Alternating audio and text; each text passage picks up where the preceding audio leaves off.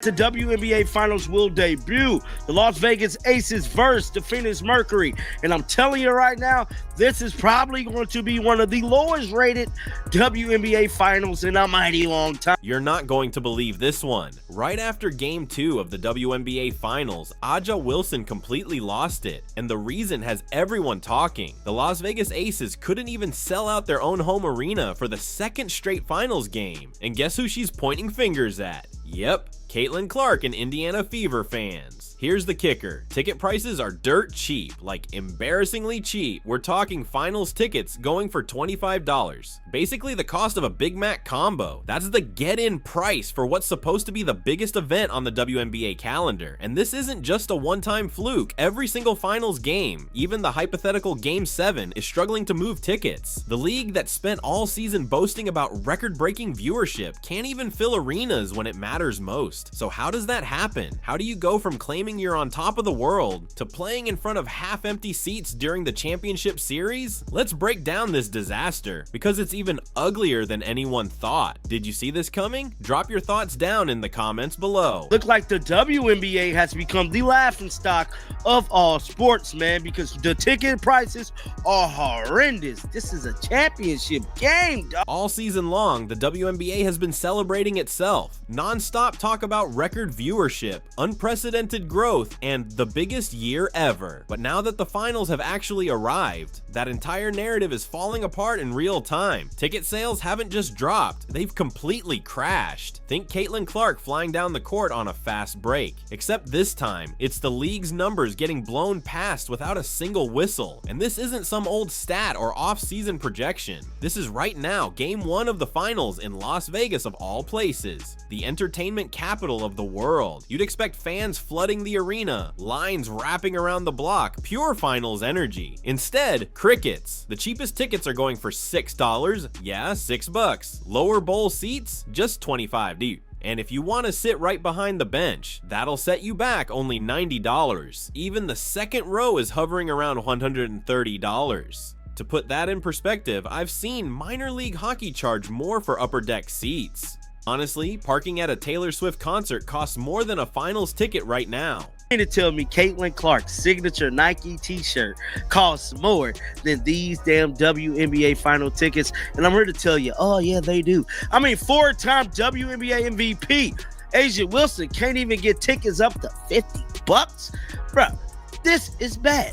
I mean, this is beyond bad. This just tells you the state of this damn. And here's where things get downright ridiculous. Earlier this season, when Las Vegas faced off against the Indiana Fever, those exact same seats were going for 5 to 10 times the current price. Courtside, $2,000 a seat. Yes, $2,000, but now for the actual finals, you can snag that same courtside spot for under $500.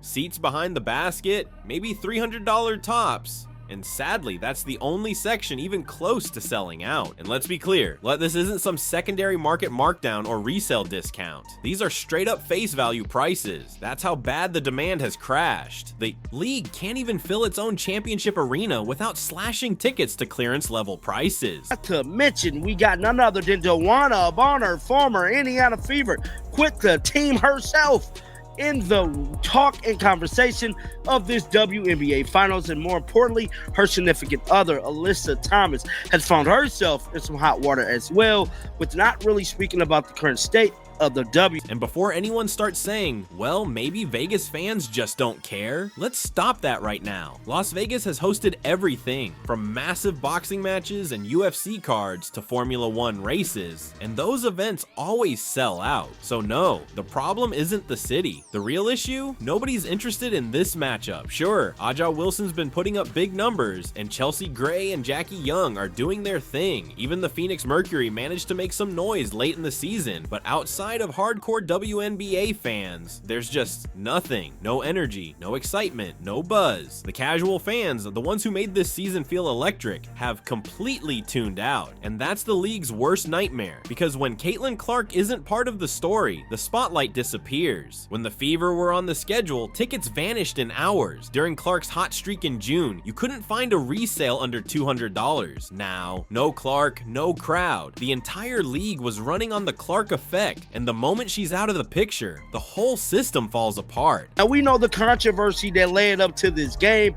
is pretty much attached to Caitlyn's name. That is the Las Vegas Aces actually knocking off Caitlin Clark and the Indiana Fever. Well, Caitlin did not play, but we know the referees kind of had a hand in that, we should say, with kind of making sure the Las Vegas Aces was pushed to making it to the final. This right here confirms what fans have been saying since opening night. The WNBA's so-called explosion in popularity wasn't organic at all. It was the Caitlin Clark effect. She was the product. She's the one who sold out arenas, moved jerseys, spiked TV ratings, pulled in new audiences, and gave sponsors a reason to care. Take her out of the picture, and the league instantly slides back to where it's always been, a niche league fighting for attention. And just when you think the optics couldn't get any worse, Commissioner Cathy Engelbert is out doing interviews, bragging about how the WNBA is in the strongest position it's ever been. Really? Because if that's true, why does it cost less to attend the finals than it does to bowl a few frames at the MGM Grand? The numbers tell the real story. When the finals matchup was first announced, upper-level seats hovered around $50. A week later, they dropped by 20%. By the time reporters started covering it, lower bowl tickets had fallen below $60. That's not growth. That's a total market collapse. It's the most unwatchable basketball product possible between the two teams left standing. Not to decimate it by injury, Cathy Engelbert really outdid it herself. Can't imagine why the world is calling for her resignation. It's an absolute PR nightmare. You can't spend an entire season bragging about historic growth and then struggle to sell $6 tickets to your championship series. The WNBA can parade around all the Nike partnerships and flashy sponsorships it wants, but none of that matters when the stands are half empty. You can't fake a crowd. Either fans show up or they don't. And right now, the numbers are flat out embarrassing. Let's be real. This finals matchup has zero spark, no tension, no storylines, no buzz. Aja Wilson can smile through as many press conferences as she wants, but fans aren't buying it. They've tuned out. There's no Angel Reese controversy, no fiery rivalries, no viral moments, just plain basketball, and not even fun basketball. The Aces versus Mercury series feels painfully slow and predictable. Two teams going through the motions in front of empty seats. No urgency, no fire, no emotion. Even players are reportedly saying it behind the scenes. This finals just doesn't feel like the finals. Now think back to earlier this year, when the Fever were on their run. Every Caitlin Clark game felt like an event. The arenas were buzzing, the media was everywhere, and fans were lining up hours before tip-off. That electricity, that excitement, it's completely gone. The magic disappeared the second she did. Very, very bad. The face of the league, they wanted to be her, and yeah, the plan really ain't planning right now, dog. Let's be honest, some of this fallout comes from Caitlin Clark being sidelined, but the deeper issue runs way beyond that. Fans haven't forgotten how the league treated her, the constant cheap shots, the ignored fouls, the jealousy from rival players, the commissioner's silence when she was clearly being targeted. Every time the WNBA failed to stand up for its biggest star, fans quietly started walking away. And now that Clark's not playing, the numbers are collapsing like a house of cards. Worst timing imaginable too, with the players' union gearing up for massive CBA negotiations. They want higher pay, better revenue sharing, improved benefits, and they deserve all of it. But here's the problem. How do you ask for raises when your championship tickets cost less than a tank of gas? You can bet the owners and TV networks will pounce on this. Their argument writes itself. If your most successful season ever can't even sell out a finals game, why should we spend more? And that's the heartbreaking part. It doesn't just hurt Aja Wilson or the Aces. It hurts everyone. The players, the fans, the league's future. Empty arenas mean weaker sponsorship deals, lower TV money, and zero leverage at the bargaining table. Meanwhile, Commissioner Cathy Engelbert is still doing interviews, insisting the league has never been stronger. You say, sure, Cathy, keep spinning it.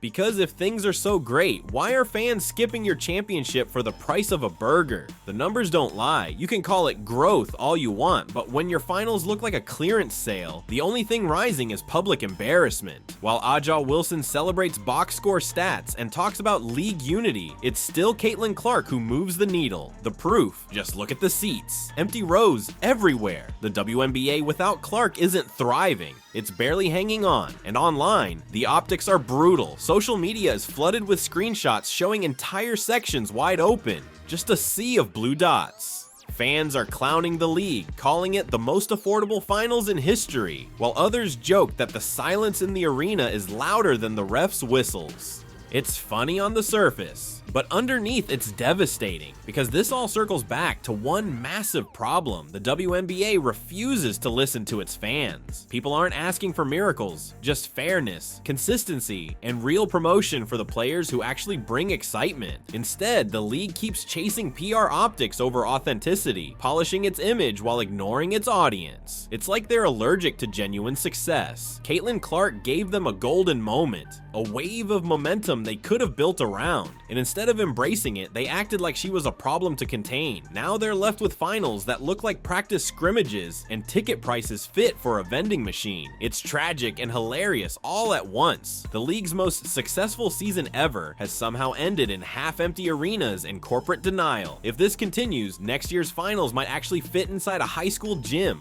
Folding chairs, snack table, and all. And that's the real shame, because this collapse was avoidable. The WNBA had everything lined up: the Caitlin Clark boom, new sponsors, record media coverage, a fresh wave of fans waiting to be loyal, but instead of building on that, they fumbled it into $6 tickets. It's incompetence at a professional level. Self-sabotage dressed up as strategy. For months, Engelbert and her team went on a full-blown victory tour, taking credit for everything Clark accomplished. Every press conference sounded the same. Ratings are up, merch is flying, the brand's never been stronger. But peel back the PR gloss and nothing's actually changed. Same stale marketing, same inconsistent officiating, same lack of creativity. They thought hype alone would carry the finals. Now reality has shown up. And it's ugly. Even players like Sophie Cunningham, Nafisa Collier, and Aja Wilson have hinted at how out of touch the league's leadership is. Yet instead of taking action, Engelbert keeps forming committees and holding listening sessions. Translation: more meetings, zero results. You'd think after watching attendance nosedive, they'd realize the WNBA doesn't need more PowerPoints. It needs progress. Because here's the truth everyone but the league office will admit: fans showed up for Caitlin Clark, not for the WNBA, and that's what stings the most. Without her, there's no story, no spark, no reason to tune in. She was the heartbeat of the league, and now that she's gone, the finals feel like the hangover after the best party of the year. The vibe's dead, the energy's gone, even ESPN's coverage sounds lifeless. The excitement didn't just fade, it flatlined. The energy is dead flat, and the cameras can't even hide it. Every broadcast angle catches rows of empty seats behind the announcers, killing the vibe before the game even starts. For a league that keeps preaching momentum, this finals feels like someone yanked the emergency brake. The WNBA had one simple mission after Caitlin Clark's breakout year: keep the audience engaged. That's it. Keep the hype alive. Keep the new fans invested. But instead, they managed to alienate the very people who packed arenas, bought jerseys, and drove ratings through the roof. They let players take cheap shots at Clark. They let obvious fouls go uncalled. They mocked her supporters online. That's not just bad management, that's self-inflicted damage. Now, the league's paying the price. You can't brag about growth when your finals tickets cost less than a movie night. You can't demand bigger TV deals and player salaries when your championship crowd looks like a preseason scrimmage. But instead of owning up to it, the league keeps pretending everything's fine, spinning this disaster as some kind of accessibility initiative. Sure thing, Kathy. Whatever helps you sleep at night. Fans don't want slogans. They want sincerity. They want competition, storylines, emotion, something real to care about. You can't build a lasting sports empire on PR spin and hashtags. You build it on stars, rivalries, and stakes. And right now, the WNBA has none of that. Let's be honest. This finals matchup has zero buzz. No villains, no tension, no drama. Just Aja Wilson doing media rounds and smiling through it all like the league's still on fire, while the stands tell a different story. Because if she's truly the face of the WNBA, where are the fans? Why does Caitlin Clark outsell a reigning MVP 10-1? Simple. People care about Clark. They don't feel the same connection to Aja. The numbers prove it, and this collapse couldn't come at a worse time. The players' union is gearing up for major CBA negotiations, demanding fair pay and better benefits, which they deserve.